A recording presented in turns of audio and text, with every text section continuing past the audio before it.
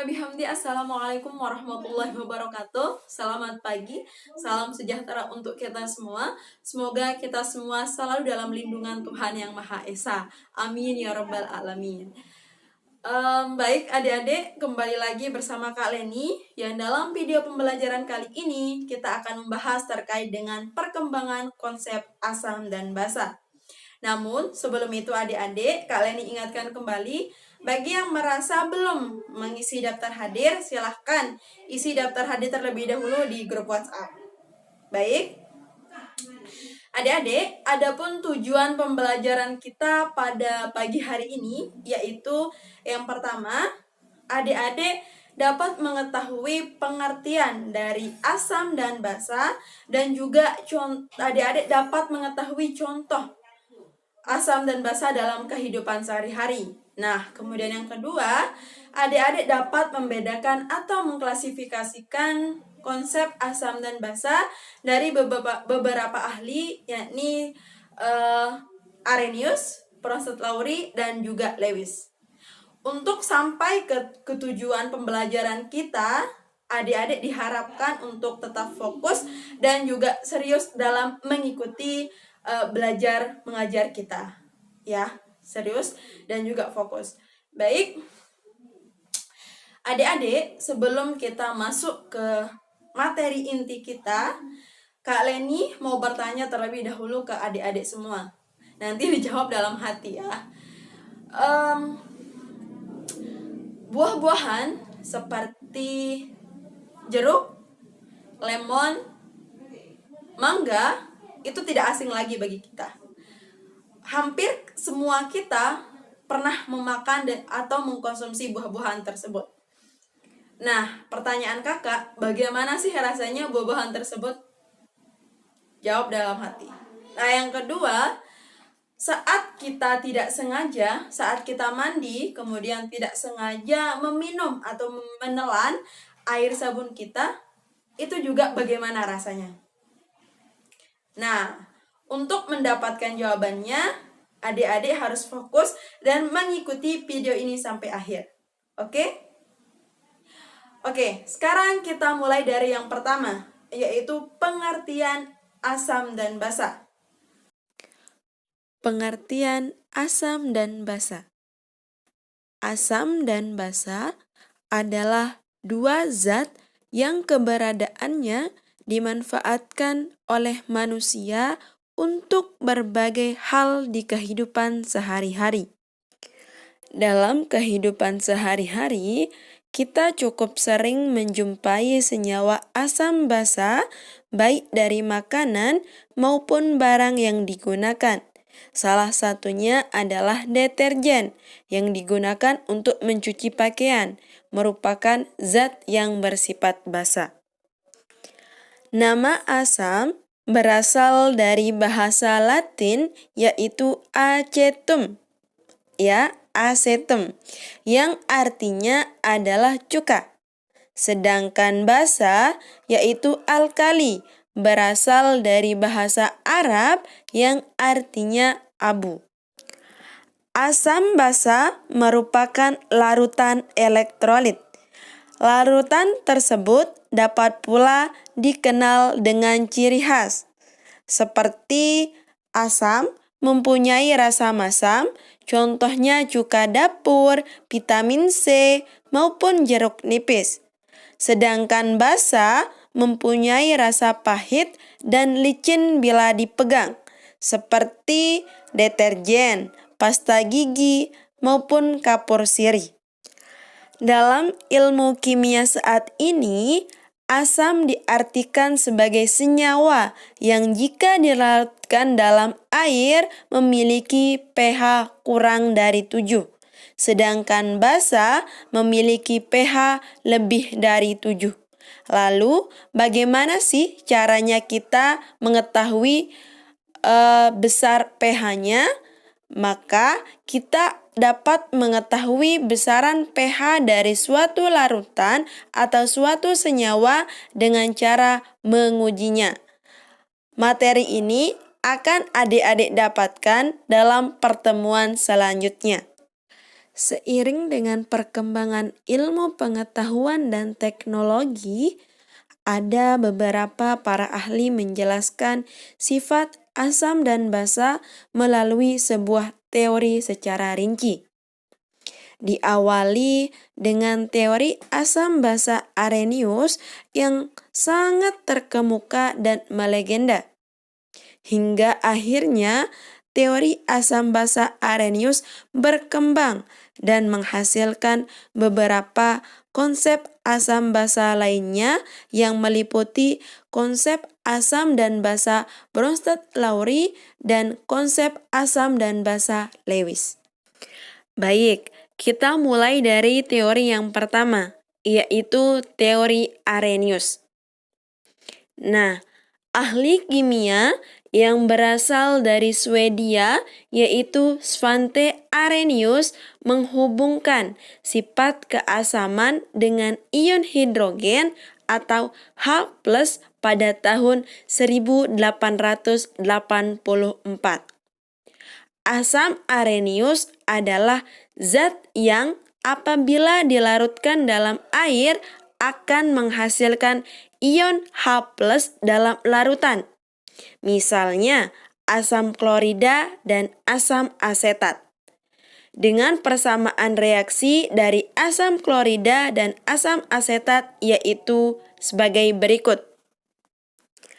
Berdasarkan persamaan reaksi tersebut, maka ciri khasnya adalah dalam pelarut air, zat tersebut mengion menjadi hidrogen yang bermuatan positif dengan lambang H+, dan ion yang bermuatan negatif akan disebut dengan sisa asam. Di samping itu, basa Arrhenius adalah zat yang apabila dilarutkan dalam air akan menghasilkan ion OH-. Misalnya natrium hidroksida dan amonium hidroksida, di mana persamaan reaksi basa tersebut antara lain. Basa yang dalam larutan banyak menghasilkan ion OH- disebut basa kuat, sedangkan yang sedikit menghasilkan ion OH- disebut dengan basa lemah. Bagaimana cara mengetahuinya? Kita harus melakukan pengujian terlebih dahulu. Nah, materi ini akan adik-adik dapatkan di pertemuan selanjutnya. Nah, sekarang kita berpindah ke teori kedua, yaitu teori Bronsted-Lowry. Pada tahun 1923, ahli kimia Johannes Nicholas Bronsted dan Thomas Martin Lowry mengembangkan definisi asam dan basa berdasarkan kemampuan donor atau menyumbangkan dan menerima atau akseptor proton. Nah, proton yang dimaksud di sini adalah ion H+ atau ion hidrogen. Menurut konsep Bronsted dan Lowry, zat yang memiliki kecenderungan untuk menyumbangkan ion H+ pada zat lain adalah asam. Sedangkan zat yang memiliki kecenderungan untuk menerima ion H+ dari zat lain adalah basa. Senyawa yang dapat bertindak sebagai asam basa Bronsted-Lowry disebut amphoter. Maksudnya bagaimana? Nah, perhatikan reaksi berikut ini ya.